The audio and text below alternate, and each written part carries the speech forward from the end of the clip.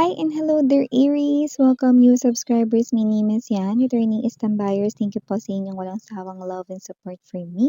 At kung di niyo pa rin po the other channel, link down below sa ating description box. So if interesado, i-click lamang yung link dyan sa ating description box para mapunta kayo doon. Araw-araw ay nag-upload tayo ng collective readings for all signs there. At yun yan, wala tayong gender dito, so bahay, lalaki, LGBT, lahat ay welcome, Aries. Cross-watchers ni Aries, meron ka rin dito, na Aries placement sa natal/birth chart, welcome din kayo. Okay? So, Archangel Michael, thank you so much. Angel guides, can we get messages for Aries, please? What this Aries needs to know? Can you please show me what this Aries needs to know?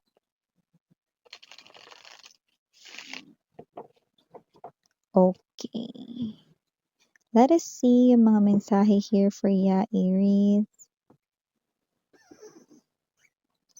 You have here the Nine of Coins.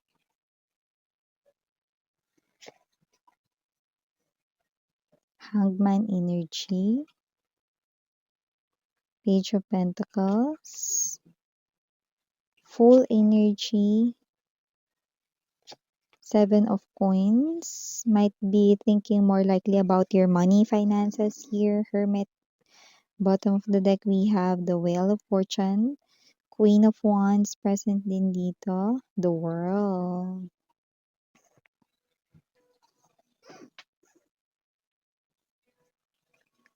Mukhang meron ka na rito mga babes, na naisip na pwede mong gawin sa pera mo rito with the Nine of Coins energy, the Hangman, and the Page of Coins. Maaaring meron ka nang naisip na kung anong gagawin mo dyan para mas lumago pa yan. Maaring investment sa money, maaring negosyo din if you want, para mas lumago pa ang kaperahan mo rito. At kung anong naiisip mo, mukhang ito ay magiging successful.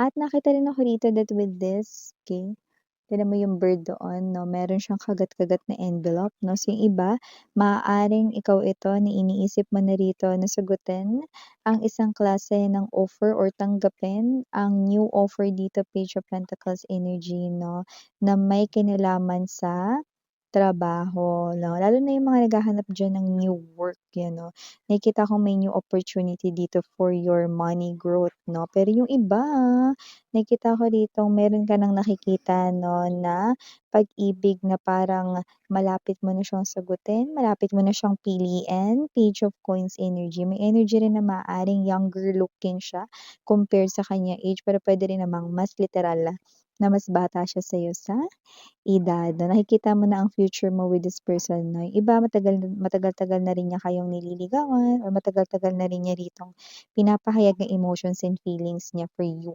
Yung iba naman dito, is possible na maaaring may ka-connect ka na at maaaring naiisip mo na baka siya na talaga ang the one for you, Willing ka na to take that new beginning together with that person and you will feel excited. Thinking about your plans and future together. Yun yung kita natin dito, Aries. By the way, the full energy ay Aries energy. So, maliban dyan, nakakita rin ako rito ng energy that with the Seven of Coins. Possible rito, na maaaring may hinihintay kang pera. Like literal na pera, ito'y parating na, Kung paano yan darating, hindi mo na yung problema, in any way, shape, or form, yan ay darating din. Pero yung iba, ito yung ini-expect mo talagang pera, At yung iba, parang natagalan kayo sa paghihintay nito dati, pero ito ay ngayon tuloy-tuloy na or parating na. Yan, bongga, may perang parating.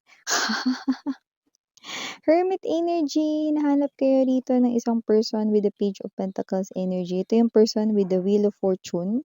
So, lumalabas na itong tao na to ay meron ditong gustong i-brought up na something na pangyayari sa past ninyo or sa nakaraan. Might be an energy of your ex-lover right in here. But with the Hermit, marami siyang natutunan lalo na sa pagtatapos ng inyong connection. So, kung sino man tong energy na to na lumalabas na pwedeng immature siya dati with the Page of Coins, pero ngayon ay nag-mature na. Okay, this person here wants to try again, Kung ano man yung pwede ritong gawin upang magbalik 'no, ang inyo ritong tiwala sa kanya, yeah. So with the Hermit energy and there's this Wheel of Fortune, this person is willing to take risks. These are two major arcanas indicating someone here 'no, kahit against all odds 'no, yun ay kanyang gagawin at itutuloy pa rin. So, yung iba puwedeng ito ay, paparating na sa inyo sa mga darating na mga araw 'no or linggo, like mabilis na yung energy nito. Yung iba naman 'no na hindi alam kung nasaan kayo, maaaring matagalan ng konti 'no, kasi hindi alam kung paano kayo kokontakin, maaaring may block ng, koneksyon dito 'no or, sa social media or SIM card man ito na baka may nagpalit ng number, 'yan. Pero yung iba na alam kung saan kayo pupuntahan or sasadyain lalo na kung meron naman kayo talagang permanent address 'no, 'yan. Nakikita ko dito parating na siya dito sa mga upcoming days or weeks 'no. That is most likely the energy here of your X. So, maliban diyan, world card energy indicates right in here, Queen of Wands. Maaaring ikaw ito, no, na may makadiscover dito sa'yo. Either talent mo yon or baka sa itsura mo. Hindi ka naman dito haalokin na, ay, pwede ka ba maging artista? Or whatever 'no, actor or actress na hindi naman gano'n Aries. Pero sa nakikita natin dito 'no, yung talent mo or yan rito na parang, skills mo 'no, ay nakikita ko rito na magdadala sa'yo rito ng dagdag income or parang part-time gano'n 'no, at diyan ka parang makikilala, yung parang 'pag may nagtanong, "Ay si ano, si Aries, yan marunong siya diyan," or, "Ay si Aries alam ko, yan yung kanya ritong negosyo or may kinalaman dito yung ginagawa niya." So, parang dagdag kita 'to sa'yo.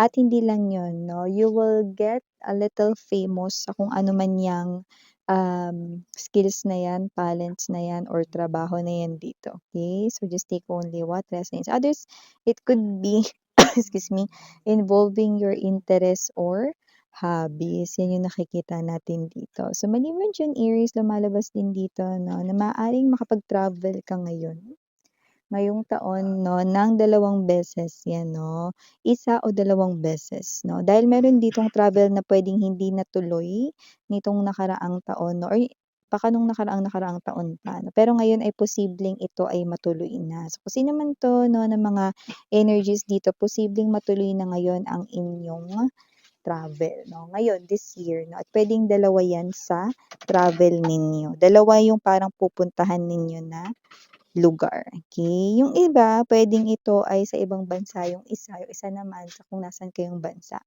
okey, naroroon, okey. So, just take only what resonates. And speaking of trip 'no, Aries, nakakita rin tayo rito ng energy na maaaring magkayayaan ang barkada, pero yung iba maaaring ito ay hindi barkada, baka mga katrabaho mo or family gathering.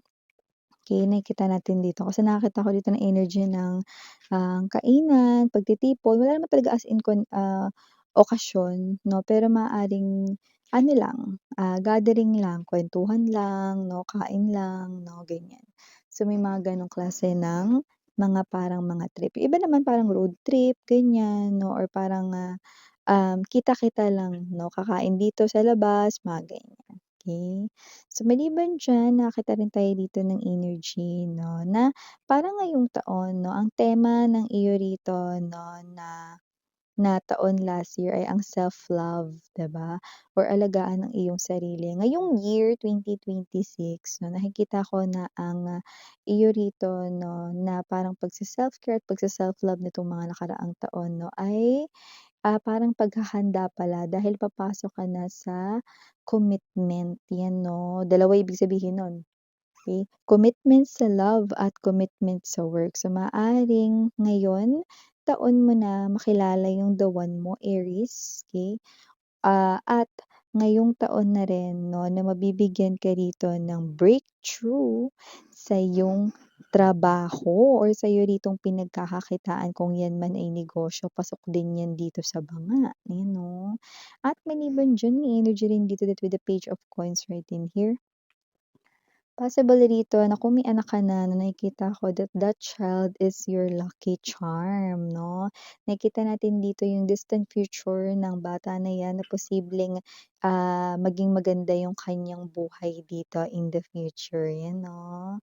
So, 'yan ay hindi para sa lahat, so maaaring meron lang talaga ditong viewers na meant 'yan na marinig. So, maliban diyan 'no, nakakuha rin tayo ng energy rito na baka makapulot kayo rito 'no ng paper bill, hindi play money, yung pera talagang papel.